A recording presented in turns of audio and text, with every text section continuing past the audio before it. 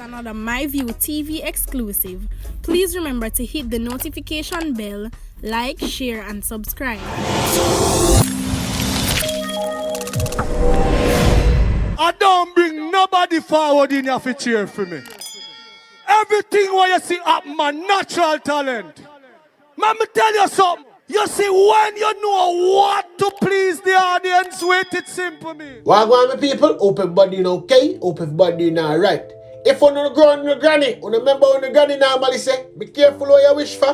Hold on a bit now, make I explain that to you. Just the other day, me see Lean Boot, the man, he come and say, she want Zozo, she want curfew, and when she get it, all of a sudden she nobody want it, because she say it no make no sense. See it now, people, a man let them cut off, right round per fear ends.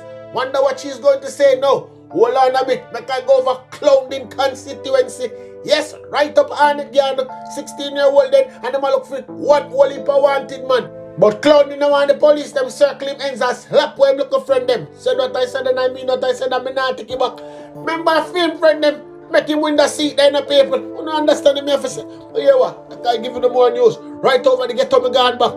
Gang violence continued to plague the community of Gregory Park, Portmore, St. Catherine, as yet another man was shot dead Sunday. And I forgot to tell you about this. The deceased has been identified as 37-year-old Anton Brian of Darling Street in Kingston. Report that about 12:05 p.m. Well on the people. 12:05 is not after curfew hours. It's just after midday. If you don't know the clock. Okay? Brian was amongst a group of residents on Walcon Drive when a lone gunman approached and opened gunfire, hitting him multiple times before escaping. So well on the rest of people them not see me know them no want to talk because a good them family member come slap with the man. The police were summoned and when they arrived on the scene, dead body them still lay down on the ground. And one bag of people just a so and a chatter. Anyway, let I continue. Investigation is in an embryonic stage, but we understand the killing stemmed from a dispute. Yes, Superintendent the police open Nicholson, he might tell me that. Yes, people, the Gregory Park area has been plagued by inter-gang violence in recent months, according to Nicholson. So what land there? We never hear one time when they say, when they get rid of certain man out of the place, no violence there gonna there. So what land? All them when they breed up, me tell them to say, slap them from them young before them grow up. The area has been quiet for a month, but there has been an uptick in the area with one murder on Wednesday and then another on Sunday. There have been several incidents of inter-gang violence across the division. There are areas in the community such as Gulf, Banga Gully, and Mexico where there are persons there who are a part of rival gangs. So there are ongoing conflicts caused by inter-gang violence, egos, yes people, and generational dispute. And this is further aggravated by, make I stop it right as okay. This other little part here, me go break it down for the come want to understand it in a layman terms. Just a little outside man them carrying to come help fight them war. Them cause the uptick in violence over there. But guess who no feel sorry for them? Me, because enough people in the community know them and know what them about. I don't want to tell the police to come slap them because them are getting little thing with them teeth at night time and carry go give them. Nicholson sought to assure residents there will be heavy security presence to fight the crime monster in the area. The police and the military are in the community. We are going to be there 24/7 to apprehend criminals. Hold on the Nicholson, because he's a big idiot. We don't want to not apprehend nobody. I slap, we want to slap them with. And that's why we want to in the community. Now come tell about to not pick up the man and Caribbean bars. You're mad. Caribbean bars going to what? We laugh off of it? No. That shall not happen. We can't take a walk but a sentence now. A sentence teenager was arrested and charged with housebreaking and larceny following an incident at his home in Lower Buxton, Brownstown on Sunday, November 14th. The police said at about 6:30 p.m. the 15-year-old forced open a bathroom window where he gained entry and stole 3,000 USD. Yes, people, he was later arrested and charged based on a caution statement confessing to the crime. His court date is being finalized. Why never finalize a funeral program for him? That is what we want to do for all criminal. Small criminal, big criminal, it doesn't matter.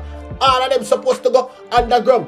Right on and over my God now. A 53-year-old farmer has been charged with wounding with intent following an incident in Hanover on Tuesday, November 2nd. Charges Maurice Sinclair, otherwise called Sinno, of Taylor's Avenue, Sandy Bay in the parish. The police at about 8 a.m. Sinclair used a machete to chop a man with whom he had a dispute. The police were summoned and the injured man was taken to the hospital where he was admitted and underwent surgery. On Monday, November 22nd, hold on there. 20 days it take the big idiot police them just to go look for one man for carrying behind bars. This is a clown. All sounded on that a clown. The police conducted a raid at Sinclair home where he was arrested and subsequently charged. So for 20 days, the man in the house lock up in 20 days police drive past day and night. Just to look over there and see light on. And the man say, watch out. Look about some candles so they can't see. Me I go stay in the dark. I don't know, say better than us government go slap him. Slap him, should I slap him? Said what I said and I mean what I said. And me not take him back. God back I said catch it now. Because me have a little update for now. 2 suspects who were held in connection with the gruesome murder of 2 elderly women earlier this month has been released without charge. Jah do start. So they really tell me say, we don't go find nobody. Hold on, the people can tell what me I talk about. The suspects were picked up shortly after 72-year-old Lola Lewis, who was disabled, and Christine Lewis, 69, a retired teacher and a justice of the peace, were discovered with their throats slashed in Spring Village, St. Catherine. Police source told our news team that the suspect, both male, were interviewed and later released as there was no evidence tying them to the incident. Further investigation are being conducted, the police say. Hold on, I can stop it right there, so me, I don't know say the people in the community know exactly who killed the sister them.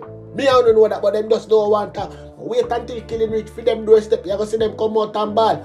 Guess who not sorry for them? Me. Because somebody so angry for them, man, and fix for them business for them, you know. So like come there and send catching. I'm going to update now upon the Klangsman gang. Yes, people. This a child as a child of ages, you know. Me, I be honest with you, you know.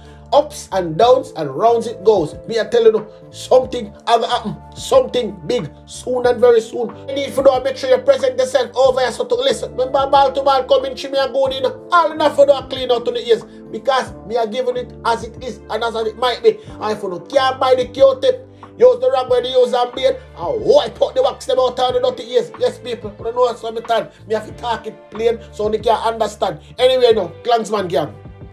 The police witness told the court about an incident where armed men traveling in a vehicle were intercepted by the police based on intelligence provided by the former gang member, now turned informant. The informant, who was also in the vehicle, allowed the police to listen in on a phone conversation he was having with other alleged gang members. Chief Justice Brian Sykes questioned whether any records were available of the prolonged conversation, but the chief investigator disclosed that the police's Communication and Forensic Cybercrimes Department, CFCD, had requested telephone records from the 2 main service providers, but to date nothing has been presented. Justice Sykes appeared puzzled, saying something was seriously wrong for data information to be requested in the context of a criminal investigation but not provided. It was further revealed that the police are still awaiting recordings of call data for other phones that were submitted to the CFCD, seemingly an ongoing problem with the service providers. Meanwhile, the detective recalled a joint police-military operation on June 25, 2019, where 10 members of the gang were taken into custody. He identified 5 of the defendants in court, to include the lone female Stephanie Christie. Christie, he said, was arrested on Sunday, June 30, 2019 in St. Thomas while at a church. The police witness recalled how Christie, before being arrested, asked him to allow her to stay at the convention service where her husband was being ordained. But her request was denied and she was taken into police custody. The detective is expected to continue giving evidence when the trial reconvenes on Tuesday.